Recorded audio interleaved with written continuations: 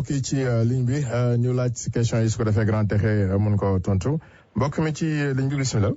waaw yes na nga def. ça va kooku kan la. waaw bien man la Maguette Sow na nga def. sëñ Maguette ñu ngi ziar Sow. texe ñu ngi lay nuyu. ñu ngi lay fay Sow.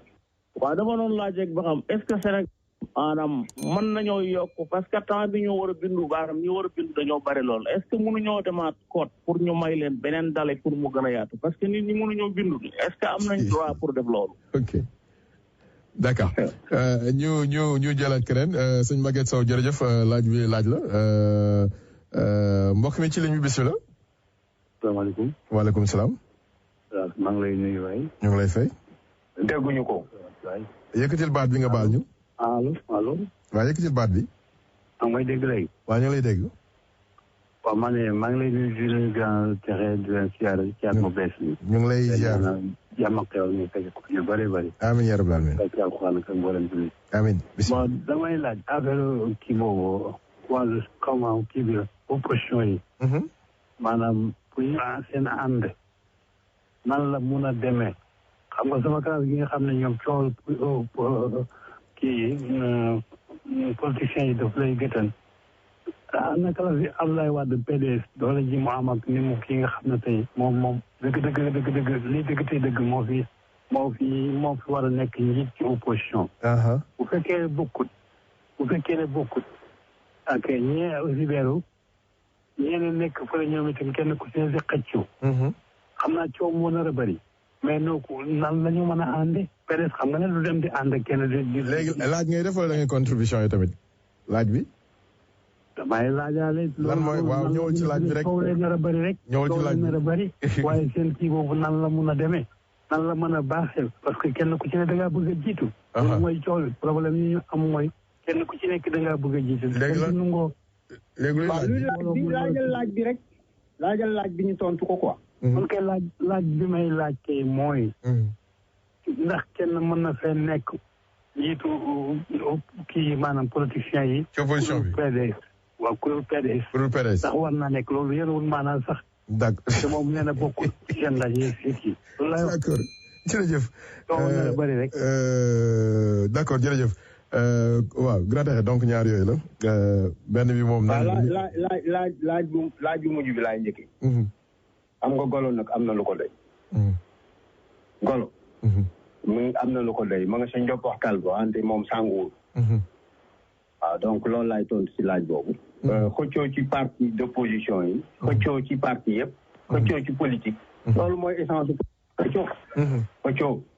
donc coalition du tey la mës a am muy ànd di tas ñuy ànd di tas dañuy ñaan coalition yi nga xam ne ñoom ñooy taxaw ñu nekk ay coalition yu juboo ci ay principe li leen taxal di coaliser wu mooy ñu defar réew mi ci njub defar réew mi ci mu jëriñ askan wi comme ni ko suñu sëriñ waxe defar réew mi ci delloo si valeurs yi nga xam ni moom la ñu yàq ci biir réew mi confiance amatul crédibilité amatul njub amatul benn repère loolu sëriñ bi moo ko wax te du moom rek moo ko wax nag d'accord suñu wasili yëpp wax nañu loolu je crois que les gens nit ñi nañu xeex autour de ça nañu xeex autour de nan la ñuy def ko suñu réew baax d'accord wante diw solul tubay wala diw ma nga ca kaw wante et cetera yooyu nañu ko bàyyi. D'accord. Je pense que loolu dañ ko war a bàyyi. Maintenant ki laaj ci sur le délai des révisions des listes électorales c'est fixé sur le code électoral. Bon maintenant code électoral c'est une loi te loi boo gis nit ñi ñoo koy defar. bu fekkente ni consensus mën na am autour de ça. président de la république ak ñi nga xam ni moom la ñu àndal mën nañu réviser les dispositions du code électoral pour proroger les délais d'inscription. D'accord. Parce que bu fekkee situation bi laaj na ko. D'accord. Mais en tout cas c'est déjà réglé par le code électoral. Voilà mbokk mi ci ligne bi bismillah poser question bi. asalaamaaleykum Gaynde. waaleykum salaam. waaw mbokk moomu teel bàyyil gaynde avancé gaynde buy naan meew continuel bismillah ana laaj bi tey. waaw di nuyu grand texe bu baax. mu ngi lay fi ma amoon benn question bu gàtt. ak beneen question bu kilométrique bu bëri ay ak. xam nga parce que day dem ci wàllu coalition bi. bu ci njëkk est-ce que Grand Texe gisoo woon ne li génn ci réew mi yëpp est-ce que gënul woon ñoom ñu def benn bloc récupérer parti bi doxal li ñuy doxal parce que ñoom yaakaar naa récupérer ban parti réew mi ci boppam li fa génn ci kàngam Déthié Fall Thierno Bocoum Tahirou Sarr Abdourahmane Diouf ñoom ñu def bloc récupérer parti bi comme li xew Côte d'Ivoire mu ngoog ñoom ñu doxal li ñuy doxal jëmmal seen programme 1-4-5-45 boobu est-ce que loolu gënul woon ci ñoom moo gën ñuy diviser wu nii. d'accord beneen bi ma ñëw ci coalition bi bu ñuy xool fan yële yëpp ci ginnaaw dañ doon wax opposition bi dañoo war a def dañoo war a booloo dañoo war a ànd ñu seet gox bu nekk ku fu mën ñu jiital ko à la grande surprise ñu jékki-jékki gis ni ñeent daje nañu ñu ngi waxtaan est-ce que daje boobu yëgaloon nañ ko ñeneen ñi wala ñoom dañoo daje en catimini. Grand Texe ngay laaj loolu. waaw. bien forcément parce que moom mooy jël question yi. d'accord damay fësal rek parce que boo ko bëggee laaj ndax ñoom yëgoon na ndax gars yi loolu tax ma laaj si ni. xam nga gaynde daf may yab nag yow. xam nga gaynde ku ma yab nga yow. léegi yàlla tere. waaw mais moom yebul man mi koy laaj ndax yow laa mi ne ma waaw man kay lépp. baale si waaw àggaleel après dinañ la tontu de toute façon. voilà parce que bon.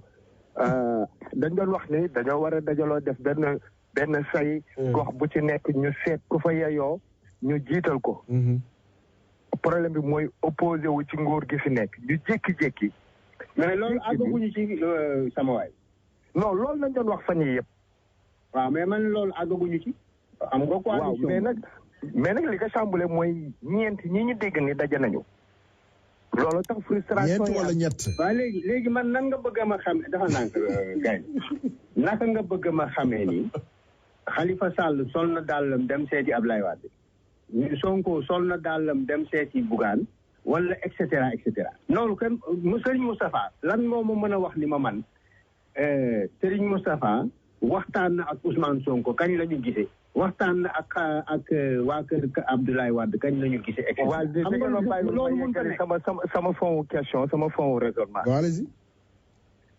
bu ma sukkandiku pour ma dem directement au but parce que analyse bi dafay sori. su ma référé woo ci Ndoumbelane démb nee nañu ñeenti ñii ñu tudd nii daje nañu ba bind seen communiqué ba à la dernière minute.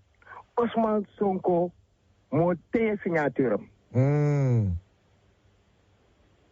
am ku ne Ousmane Sonko la am ku ne PDS la. waaw xam nga. xam nga. waa gaynde baal non ñi suivre Ndoumbelane ñu ngi may bon question la woon. maa ngi ci jégalu dama doon posé question rek. gaynde defal naa xam nga yow. xam nga fi nga nekk noonu léegi fi nga ne noonu tembe leader d'opinion. da nga nekk ci rajo di wax. dafa ndànk rek leader d'opinion nga da nga nekk ci rajo di def programme di wax boo ñëwee di ma indil lii benn média di wax ak di ko waxtaane d'abord waroon nga njëkk xalaat média boobu kan la Ndoumbelane kan la Bougane Gueye Dany bu fekkente ni moom dafay opposé wu ak ñuy coalition bii nii wala boole wuñu ko ci coalition boobu la mais yaakaar nga ni dina wax luy dëgëral coalition boobu wala boog ñi mu àndal ñi nga xam ne ñoom la yilif dinañu wax lu dëgëral coalition boobu je pense que man nekkuma fi di débattre lu benn média di def d'ailleurs bañ naa ko ba sax duma leen xool duma leen seetaan parce que tamit xam nga ak loo ci mënti dégg ma daanelee foofu ak loo ci mënti dégg information bu ñu mënti am rek ci média bi nañ ko jëlee gaynde pas nécessairement gaynde pas nécessairement gaynde mani pas nécessairement am na benn auditeur bu nekk ci benn way su fekkente ni da nga am question boo may laaj bu ma xam laaj ma ko la ñuy wax Ndoumbelane xaw ma ko sax ma yoon dem yow gaynde altine alandi ca na woon fa woon thank you voilà moo jël auditeur bi après xam naa grand ma bàyyi la nga ñëw ak sa dernier mot mbokk mi bismillah El Hadj man la Saliou Bamba maa ngi leen di. Saliou Bamba depuis Ohio ñu ngi lay ziar bu baax a baax. di leen doole mbokk la ci at mu bees mi. jërëjëf. di nga doole jaajëfal rek ci sa taxawaay ndax sa émission comme ni nga koy waxee suñu Afrique def ñu loolu bëgg leen ci xol ba tey. waaw loolu am na jërëjëf. xam nga loolu dafa am solo ci dëkk ci kaw dëgg. jërëjëf xam naa nag yaakaar naa ne politiciens yi sax ñoo ñu ko gën a xam. ndax xam nañ ni jamono ji ñu toll. am na ci loo xam ne diversion la maanaam li leen war mooy boole te ñoom xam nañ en âme et conscience. duñ boole wut def benn say. mais ils seront battus. loolu xam nañ ko ñun xam nañ ko. gis nga démb ci sa émission da nga Aliou Samb da cee wax lu am solo démb. te loolu day lu dëggu. muy notre différence ne doit pas être de la divergence mais plutôt de la diversité. loolu dafa am solo lu jar di bàyyi xel la. te lu ci am solo la sama question loolu contribution te ñoom ñoo ñu ko gën a xam. te war nañ ko wax nañ ko waxati ko dañoo war a dem ba à la base ñu commencé ko pour aller vers les élections de 2024 li may laaj suñu grand texe nag mooy. xam nañ ni politiciens bu ñu leen toppee boo moytuwul fa ñuy dem fa ñu mujj ak ñoom mooy ni ñu mujj ak ñoom ci élection présidentielle yi ñu passé ba Macky Sall jëlaat réew mi léegi. ndax peuple bi dañoo war a bàyyi politiciens yi di leen seetaan noonu wala dañ leen a jéem a dañ leen a war a pousser à mieux s'organiser pour aller ensemble dans des élections libres et transparentes. ok jërëjëf Baye Saliou grand texe nga baal ma rek balaa ngay ñëw ci tontu boobu ma def ñaari publicité ñëwaat ak yow rapidement. waaw na nga ma yónnee sama wàll ci publicité yi. yaa ko ñaan de yow lépp yow la macha allah. voilà donc grand texe ma bàyyi la nga ñëw ak laaj boobu incha allah. waaw li ma bëggoon wax rek balaa may tontu ci question wu zaal bi. mooy que bu hear me out. ma nekk nii gis nga man waxuma ni benn coalition dina dem wala du dem. dama ni simplement lecture bi ma def ci coalition bi ma dégg ni moo taxaw c'est une coalition normale boo xam ne répondre na ci li coalition war a tëdde élections locales yi ce sont des élections des gens des localités képp ku nga xam ni am nga yaakaar ni nga ànd ak PDS wala nga ànd ak PUR wala nga ànd ak PASTEF wala nga ànd ak beneen entité moo gën am njëriñ ci yow kooku mën nga def loolu parce que sa gox la élection gox-goxaat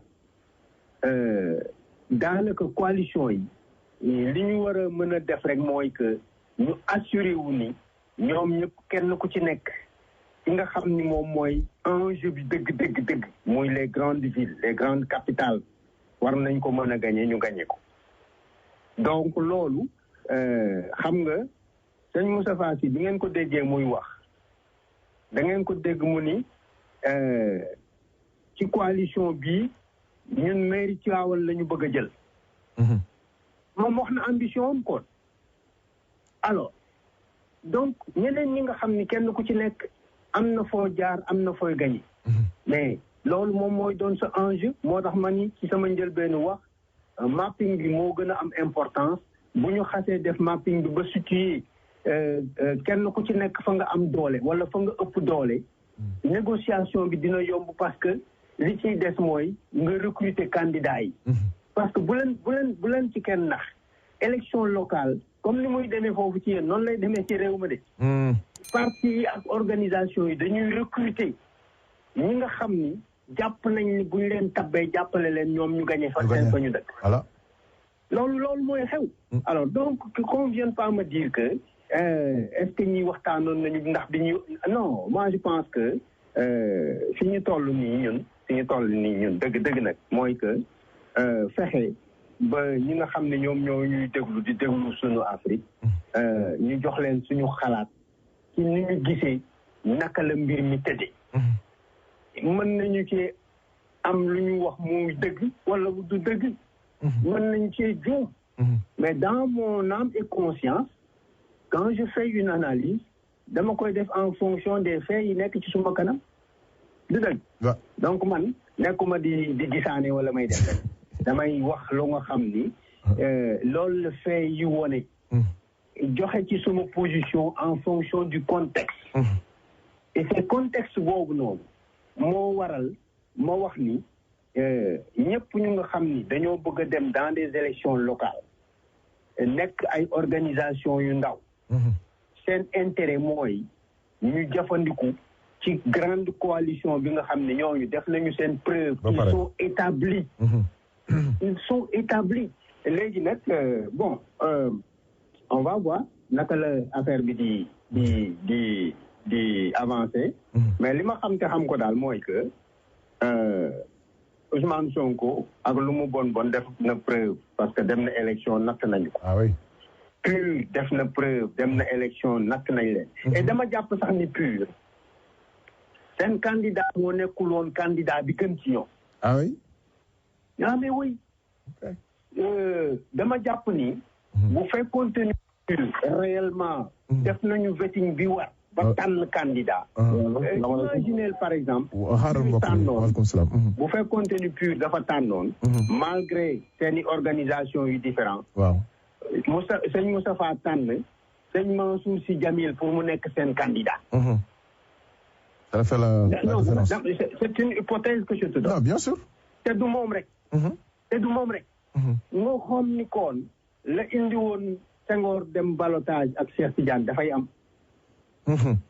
voilà te ñuy wax sax ni Cheikh Tidiane gagné woon élection yi. am naa benn question boo xam ne dama la koy dencal ba semaine prochaine mais am na auditeur bu fi bu insisté moo may ko chance rapidement après ñu tontu ko nag après ñu tàggoo mbokk yi rapidement. allo salaamaaleykum wa rahmatulah. waaleykum salaam wa rahmatulah barakatu. waaw El Hadj naa def. ça va kooka na. man la Thierno Columbus Ohio. Thierno xanaa da ngaa tukki woon wala da nga am soxna ci diggante bi yaa ngi nekk cay seetu ak ñoom bagage. oh pas encore alhamdulilah. maa ngi sant bu baax yàlla na ko yàlla may bisimilah Thierno. am na yàlla bi waaw maa ngi nuyu ñëpp di nuyu grand xam mooy wax noonu. waaw effectivement boo amee laaj. waaw ok waaw léegi man damay laaj cela veut dire gis nañu révélation pour la part di wax des révélations yi xamante ne Moustapha Sy wax na ko. boo gis nañ aussi l'opposition ñoom tamit ni ñu bëgg a maanaam stratégie bu ñuy indi face à Macky Sall. est-ce que loolu nga yaakaar ni mun nañ cee génn ba nga xamante ni incha allah parce que Macky pour daane ko xam naa moom yombul. dina jéem utile ak surtout le loi bi nga xamante ni jàll la. est-ce que ça serait facile man daal loolu daal moom mooy sama bopp quoi. d'accord ak la façon may eggal foofu la façon. ni ñu bëgg a bindoo parce que tey mairie li ñuy def ñu ngi tànn seen i nit am na ñu bëri benn ay vidéo yu circulé ay maire di tànn seen i njaboot yi nga xamante leer ñoom la ñu votel ñeneen ñu bloqué leen est-ce que loolu daal réew mi daal di dem ci kaw. d'accord grand taxe ma bàyyi la nga tontu loolu après ñu tëj. waaw ma Thierno maa ngi koy nuyu mais xam nga franchement politique la tudd. du dëgg. gis nga ni ñu bëggee Macky Sall ak ñi mu àndal jóge fa. noonu la Macky Sall ak ñi mu àndal bëggee fa toog. dégg naa dëgg. maintenant li nga xam ni moom moo mën a am te loolu mooy am bu soobee yàlla. mooy que ñi nga xam ne waaw bu soobee yàlla. mooy que ñi nga xam ni dañoo nekk ci langue politique di xëccoo. nekk ci opposition. faaw ay waxtaan dina dox ci seen i diggante. faaw dina am ay juboo ak ay féewaloo. faaw dina am. léegi nag li am importance pour man. mooy que ñi nga xam ne ñoom ñooy xëccoo présentement nañu bàyyi seen xel ñaari yëf. bi ci njëkk mooy ak gox bu ñu mënti dem nañu fexe ba xam gox bi ban candidat la ñu fay teg ànd ak moom jàppale ko. pour mu gagner. parce que élection locale dafa am histoire. su fekkente ni da ngay def stratégie en matière électorale.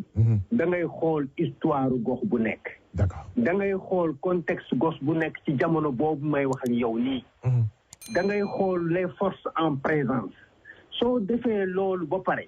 loolu laa leen tuddee dafa mel na bu may waxtaan ngaa ñi duñu déglu yenn saa yi dama ni boo defee mapping ba pare.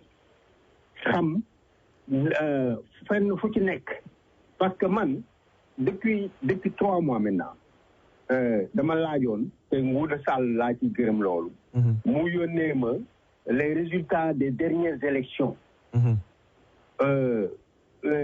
daanaka ci samay temps yu libre yi damay étudier résultats yooyu en général di xool gox-goxaan bu ci nekk lan mooy les forces politiques ya fa nekk en présence fépp fu Ousmane Sonko gagné xam naa ko fépp fu Macky Sall gagné xam naa ko fépp fu PUR gagné xam naa ko et cetera et je fais une analyse comme ça pour xool naka laa mën a jàppale bu ñu ma woowee ñoom naka laa leen mën a jàppale ci ban approche la ñu war a am par rapport ak lay xew ci gox boobu alors donc man dafa am lu nga xam ni xëy na mënuma nekk fii di leen ko wax mais dama ni xëccoo ci politique lañ ko fekk ñi nekk ci nguur gi nañ ñu bàyyi ñun waa opposition bi dañu laaj ndax danañ jubóog duñu jubóo suñu seen yoon newul ci ñun nag wax dëgg yàlla d'accord toppatoo leen seen i affaire bopp coalition bi nga xam ni jàpp naa ni bu fekkente ni dëgëral nañu ko parce que coalition mën na judd te du àgg fi mu war a àgg tax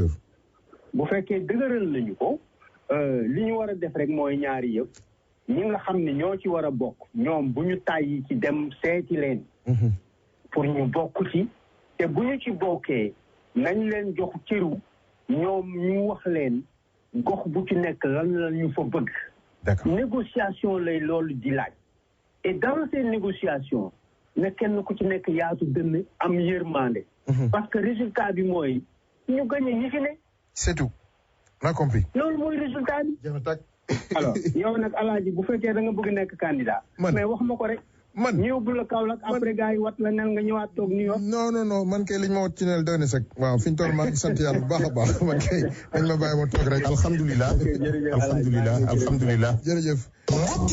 jërëjëf kooku mooy grand texet di ko ñaanal li ñu ñaanal kilifa yi mu yegg fi loolu sant ak wér merci beaucoup voilà donc c'est important mbokk yi ngeen taxalu rek bon je dois avouer que nag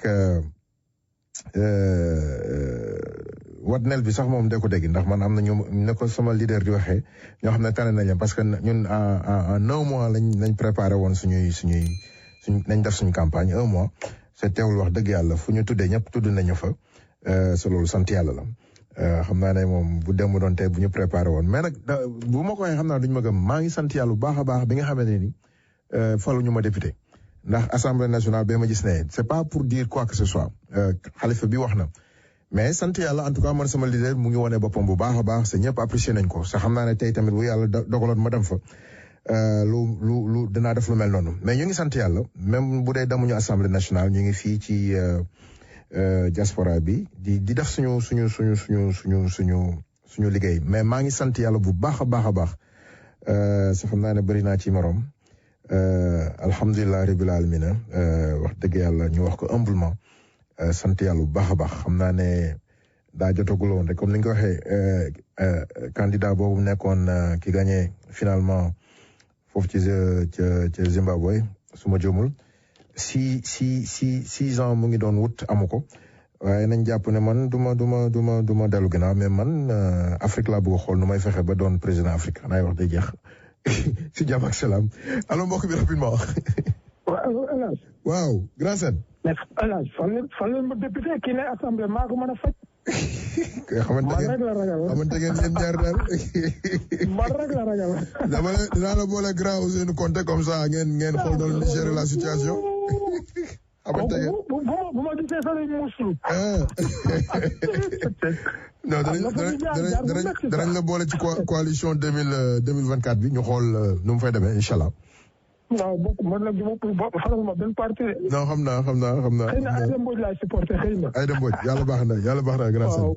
waaw sama nit la quoi. non ku baax la présente. merci beaucoup à bientôt. kontaan nañ merci beaucoup. voilà balaa may kontaan rek Afrique nekk benn donc mbokk yi ngeen tax lu ñu dem fay bi li del soit yéen dem jëli suñu gan. asalaamaaleykum. waaleykum salaam sëñ Amsatou. ñoo ngi lay nuyu di lay ziare. fii la fay. est-ce que xam nga El Hadj ba Sénégal kenn nit la mos a wooteel Kodo Ablaye Wade ci amul lu ma ci neex mooy soow moomu dootu amati. sowul la da ngaa juumoon quoi. non juuma damaa gëlamoon kay. da ngaa gëlamoon d'accord.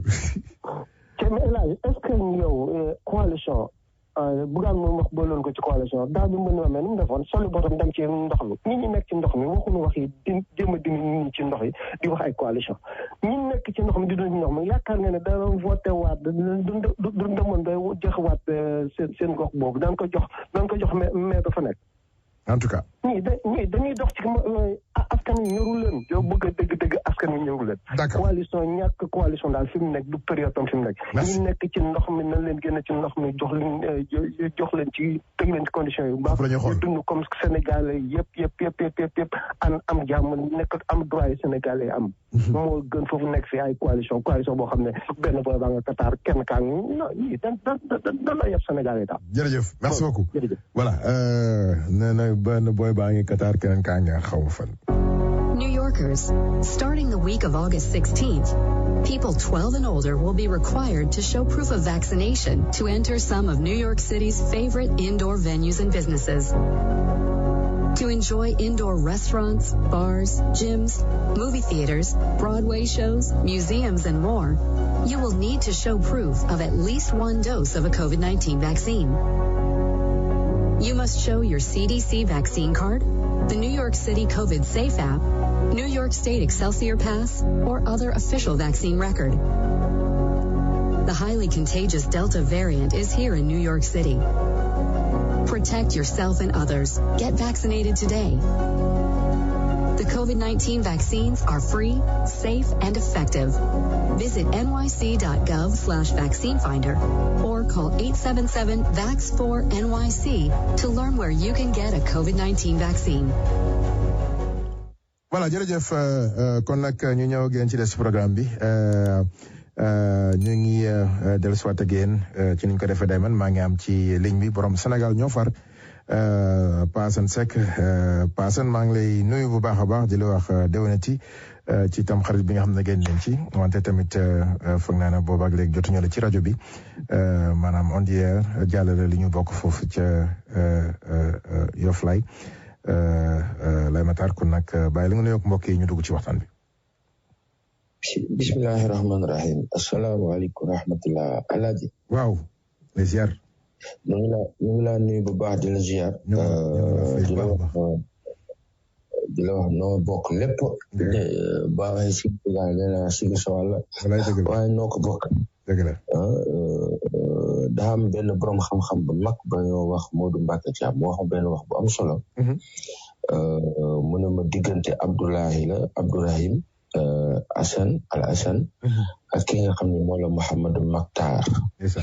ma ne ko loolu lu mu wundu mu ne ma Abdoulahi moo la jaamab yàlla bi.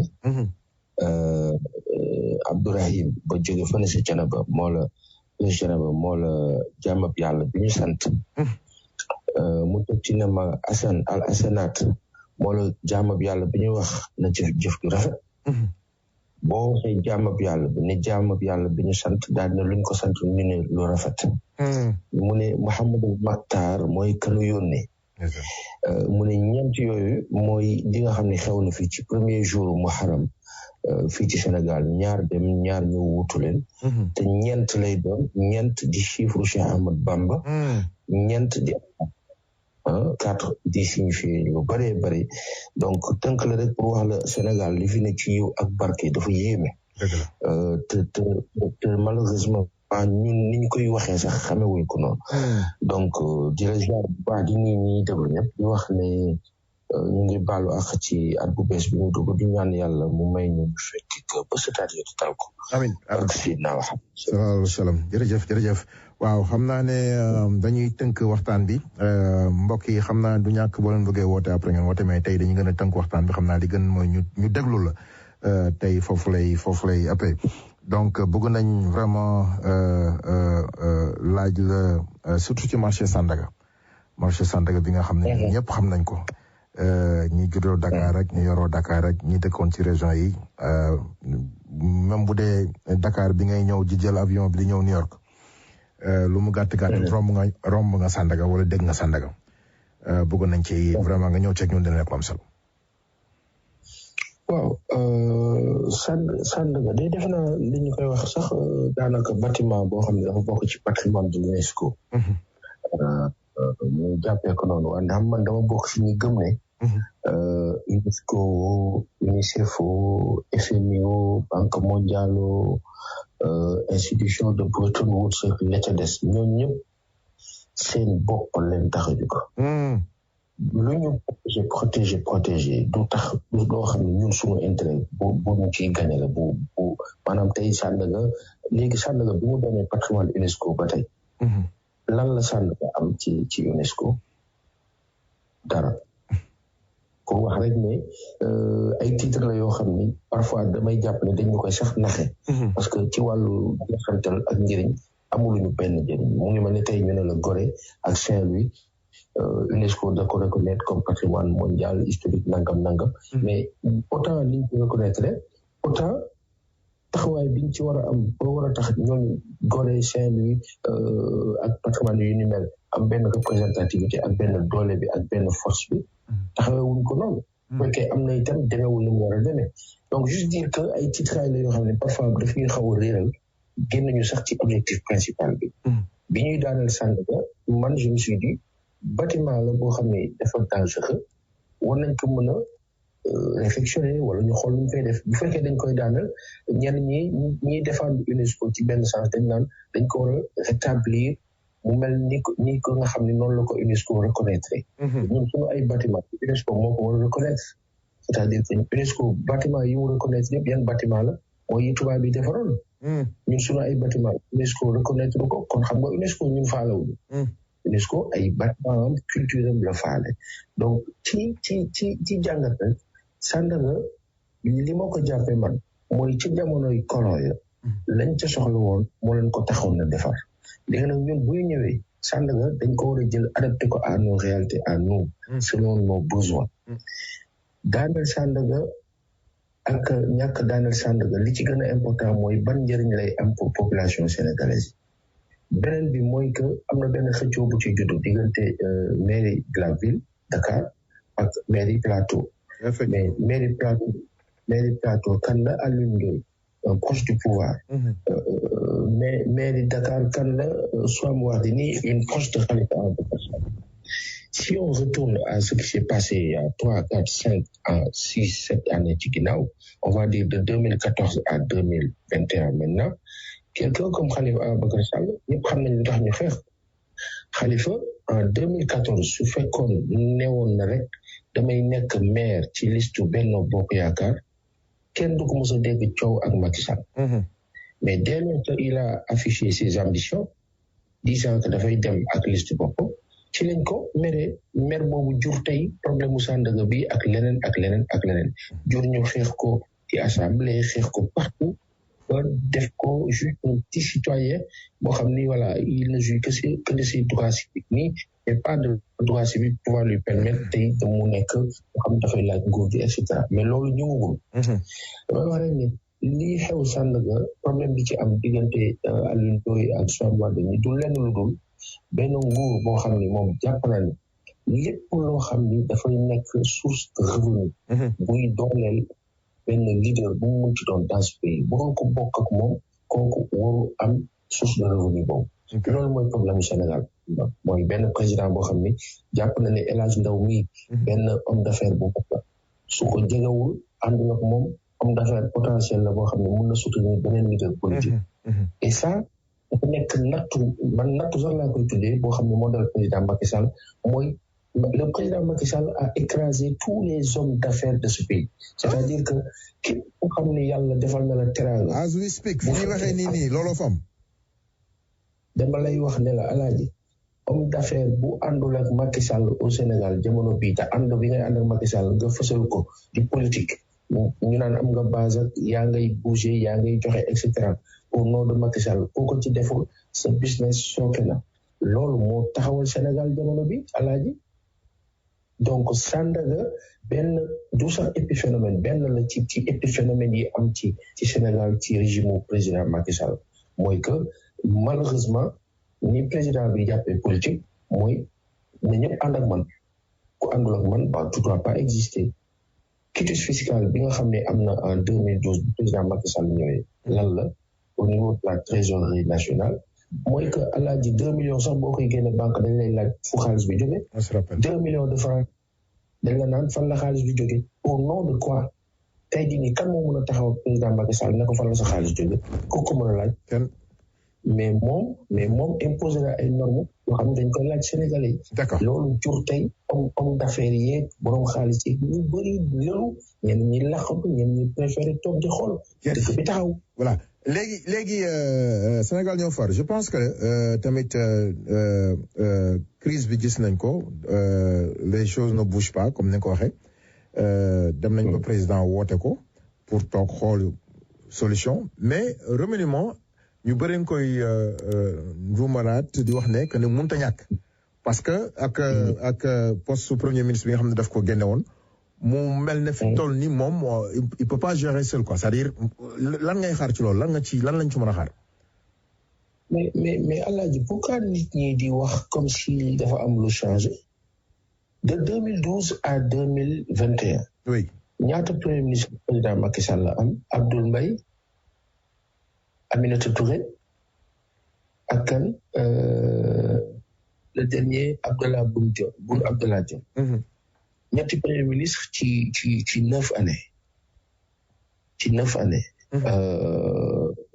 loolu ñu am ci benn jàngat bu simple mooy que bi fi premier ministre yi nekkee mais ak bi fi premier ministre yi nekkul Alaaji il y a rien qui a changé c'est la même chose. Non mais Abdou Mbaye il est rangé en quelque sorte moo tax ñu def changement yi Aminata Touré tamit on savait qu'à un moment day daroon wane boppam Abdou l'autre daal Boun Dionne lañ gis ne quand même xamoon nañ ne dafa nekkoon ci li neex président mu nekk ci. waaw mais non Alaaji dama la bëgg a wax ne la ñetti premier ministre yooyu yëpp bi ñu fi nekkee. ak bi ñu fi nekk lan moo changé ci Sénégal ak lan moo avancé Sénégal. Il y a rien qui a bougé c'est-à-dire que dama la bëgg a wax ne la problème bi ñu am c'est un problème de casting le grand problème de casting léegi casting bi kan moo koy def Alaaji casting bi Macky Sall moo koy def Macky Sall mooy nommé ñi mu nommé mooy dem ba ci biir ne bon ok ça ne le fait pas ma daal di dindi mu dem ba mu jigi mu ne du ma def sax premier ministre dama koy gérer. waaw léegi ko gérer dégg nañ la xaaral ko ma laajal lii est-ce que ñi nga xam ne nii ñu ngi koy dégg ne dañoo génnoon daf leen soxlawaat parce que sonn na ku mel ne Amadou Ba Aly Ngouille Ndiaye les autres. mais dama ne Alaaji ñoon bi ñu fi nekkee dama ne Sénégalais yi métti bañ doon dund boobu ba tey la ñuy dund c'est-à-dire que nga indiwaat leen sa du amul benn jeexital moom koy seen biir la ñuy lijjanti seen bopp ay jubóo naag président jubóo loolu c'est entre eux mais nous Sénégalais ñun population yi. J'ai envie de dire we don't care about ñooñu duggaat nañu dugguñu Alaaji parce que dañu fay def lu tax ñun ñu war a mën a dunduñu c'est-à-dire en fait la réalité mooy dama lay wax dëgg bi Alaaji. Donc remaniement soxla woon ko c'est-à-dire remaniement ou sans remaniement ça veut rien dire ça change pas grand-chose. Le problème du Sénégal ce n'est pas un problème de remaniement ou de premier ministre le problème du Sénégal s'appelle Macky Sall c'est-à-dire dama lay wax je te le dis cru loolu mooy dëgg bi le problème du Sénégal s'appelle Macky Sall c'est-à-dire tey jii nii quand j'entends par exemple sur les inondations mais mos ngeen a gis dëkk buy inondé chaque année ñu def ci xaalis chaque année bu ñëw mu gën a yées mais c'est pas possible voilà tey bu ñuy wax Omar Gueye mooy ministre bi moom moo deful liggéeyam non c'est faux c'est Macky Sall le problème. D'accord xaa ñu jël auditeur bi mbokk mi rapidement. rapidement ñoo ngi sant Pape Assane di ko gërëm rek El Hadj. oui. sànq ba may dugg di wax li may xalaat mooy lii rek ci lii la ñu revenir quoi on a une équipe boo xam ni suñu yaakaar dafa tas si moom. ok 2 ans et demi yi ngeen di bañ ñun école primaire dañ leen di wax que ni constitution bi ñoo ngi koy lire comme bu ñu doogee dugg 6e ndaare ba bu ñuy egg CM2 3e mandat mënut a am ko mënul gérer ay inondation d'accord comprendre nga. mënoo gérer dara loo xam ne par exemple muy problème 100 logements yi ñuy wax 100 000 logements wala quoi que ce soit nga bugg ñëw nag rek aspirer ay 3e mandat pour gérer ñu encore pendant 20 ans ou 100 ans suñu dëkk loolu sabotage la te duñ ko nangu tey duñ ko nangu ëllëg la triste réalité c'est ça asalaamaaleykum wa rahmatullah. Comme salaam wa rahmatullah barakatu ma jëlaat keneen mbokk mi rapidement. Elas. maa ngi nuyu sa gan maa ngi nuyu sa Afrique. waaw rapidement nga baal ma. waaw mais Elas li ma xaw a jaaxal mooy ndox mi maanaam industrie kii tata yi lu tax ñu bëgg ko blâmer président bi d'accord war na gëstu alal ji wax na def na ko ci ba sedd war na koo gëstu waaye nañ xool affaire bi fa mu commencé ci réewu Europe yi. déedéet loolu dafa kaay ñu waxtaan nag waxtaan wax dëgg ca la tax ñu koy jiiñ moom moo nekk ci pouvoir bi moom xam na ne situation la ba tax moo woote crise ci palais bi ñu xool nañu mën a régler situation bi am na yenn laaj yoo xam ne wax dëgg yàlla sama xarit du ma nangu nga toog di ko laaj li tax ñu koy laaj c'est parce que c'est lui le président. waaye buñ ko xas nañ ko kenn xasu ko kan moo ko xas mais kan moo ko xas waaye buñ ko blâmer ci jërëjëf nga baal ma fu ñu fi xasee Macky Sall dañ koy wax li nga xam ne ni kenn forcé wu ko woon ci bugg a doon président je pense que ne moom moo la gën a xam ne lan mooy boo nekkee ci président il fut directeur de cabinet du président directeur de campagne plutôt du président Abdoulaye Wade nekk ministre de l'intérieur nekk président assemblée nationale nekk premier ministre tey mu doon président donc voilà donc Passane donc je pense que foofu on a compris li am solo te am solo mooy que ne dégg nañu ci wax kon le problème c'est Macky Sall. Oui. Donc on est obligé d'attendre 2 ans et plus avant que problème changement bi am wala. Non, c'est-à-dire qu'aujourd'hui, nit moom buy dund ci àdduna yaakaar rek lay demee. on va duñu toog naan waaye dañuy toog xaar 2 ans dañuy wax comme ni ñu koy defee nii dañuy wax nit ñi wax seen xalaat ñi xam borom xam-xam yi muy waxal te jege ko bale ko ci xalaat et cetera et cetera et cetera. Mais malheureusement Passane ñu wax ko si dund mooy que ne depuis lors ñu ngi koy wax c'est Macky ngi toog fi mu toog di gën a am doole ñu wax ko si dund c'est ça la vérité en tout cas remarque boobu laa def. élection yi ñu mujjoon génn élection yi mujjee génn parrainage bi man musuma cee ànd man jàpp naa ne di nangu sax ne par exemple que ne élection waroon na am donc loolu problème la xaw ma ndax dégg nga ma là xam nga en fait quand on dit que xam nga tey jii nii kuy défendre Macky Sall danaan waaw nous avons fait def nañu le discours même qu'on entend hier ci sunu édition spéciale yi da ngay dégg ñi ànd ak Benno Bokk Yaakaar naan pourtant beaucoup de choses ont été faites depuis l'année dernière ci inondation yi nangam c'est-à-dire benn prototype de défense boo xam ne du deñ mais tey le problème du Sénégal dépassé na ay tey jii nii ku wax ne Macky Sall mu ngi gën di am doole du doole de c'est-à-dire que la réalité mu ngi nekk ci mbedd mi dooley Macky Sall yaa ngi koy nattee booy dox ci mbedd mi nga wax ak sénégalais yi jafe na lool ci mbedd mi nga di sénégalais du défendre Macky Sall du extraordinaire c'est-à-dire dama bëgg a expliquer ne mais Abdoulaye Wade sax ba bi muy daanu ak ni ko nit ñi mere woon yëpp on ci niveau de déni et avec Macky Sall c'est même devenu haineux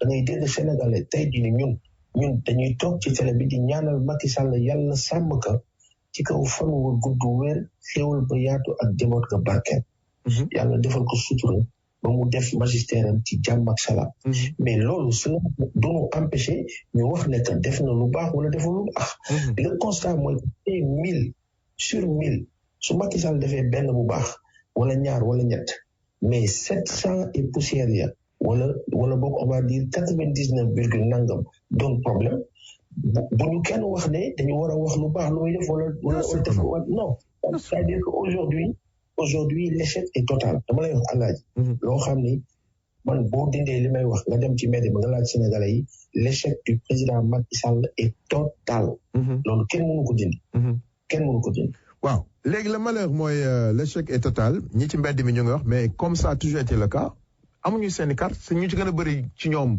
gëmuñu sax ay élection et maintenant le même problème aussi mooy l'opposition est divisée looy wax ci loolu non Alaaji dama lay wax la réalité bi fi nekk allez-y les jeunes yi am 18 ans oui prise de conscience bi am ren waxuma daaw jéeg waxuma alternance waxuma temps Abdoulaye Wade dama ne ren les jeunes prise de conscience bi ñu àndal oui sonal ministère de l'intérieur fees dell ci quartier yi di dem di jëli seen ay certificat pour dem bindu ji kenn xamul nu mu toll mais mais quand un État n'est pas sérieux ñuy bloqué boy yi ci seen ay kayit à gauche à droite quand un chef de quartier wala des chefs de quartier ñu leen di xeex parce que am nañu wóor ku doon chef de quartier ñuy xool fan nga bokk ak foo bokkul maanaam dafa am benn système bu salte boo xam ne nguur bi fi nekk daf ko teg mu nekk lu bon loo xam ne ci jamonoy Staline URSS ak jamonoy dictateur yu mag yi la doon am mooy maanaam ku ànd ak man ok tu existes ku àndul ak man dañ lay écraser tey jii nii boo demee mairie Plateau par exemple ñu ne la am na chef de quartier yoo xam ne kii di Alioune Ndoye le maire de Plateau comme moom dafa ànd ak Macky Sall day xool chef de quartier bu ànd ak moom wala bu àndut ak moom bu fekkee chef de quartier bi dafa ànd ak moom kooku nañ ko yombal liggéeyam bu dee àndut ak moom ça on lui mène la vie difficile. mais malheureusement Sénégal ñoo far loolu moom mosu am Sénégal ñu wax ko si dund. maintenant comme li nga wax léegi nii cette génération xëy na cette nouvelle génération ils vont pas laisser faire espérons mais lii ngay wax nii moom mosu am. waaw xam nga Alaaji dafa am lii mos a am. de 60 à maintenant. oui régime yi jaar yëpp ils ont été catastrophiques. yi fi jaar yëpp. c'est-à-dire que de Senghor à Abdou Diouf Senghor par exemple mooy ki nga xam ni moom la Sénégalais yi tey jii lu ñu mere Macky Sall 1000. Léopold Sédar Senghor dañ ko war a mere milliard. nama ay bokkam yi ñuy déglu baal. maanaam fu ñu mere Macky Sall. c'est pas personnel li ñu fi wax rien n'est personnel. oui waaw dañ ko Léopold dañ ko war a mere milliard. pour plusieurs raisons. moo xam ci lu ñu dal ci sunu ay frontières moo xam ci lu ñu dal ci énormément de choses yoo xam ni ba ñuy jot indépendance moom muy falu dafa link tubaab yi ci benn sens boo xam ni coono boobu mu ñu teg moo ñu topp ba tey. président Abdou Diouf bu ñëwee un temps soit peu malgré luñ koy mere yëpp ci benn sens. amoon na capacité wu naxante tubaab yi ci wàllu ajustement structurel ba xaw a rectifier le tir sur le plan économique. Senghor n'a pas travaillé sur la base économique. Senghor était ailleurs dans une politique d'aliénation incroyable gëmloo ñu fonctionnariat da ngay sol costume làkk tubaab bu baax sinon doo nekk ku am ku ñuy respecté et cetera. Abdou Diouf ñëw rectifier le tir dans un sens. La preuve Senghor ba muy dem kii di Moustapha Niasse la bëggoon Abdou Diouf ànd ak moom.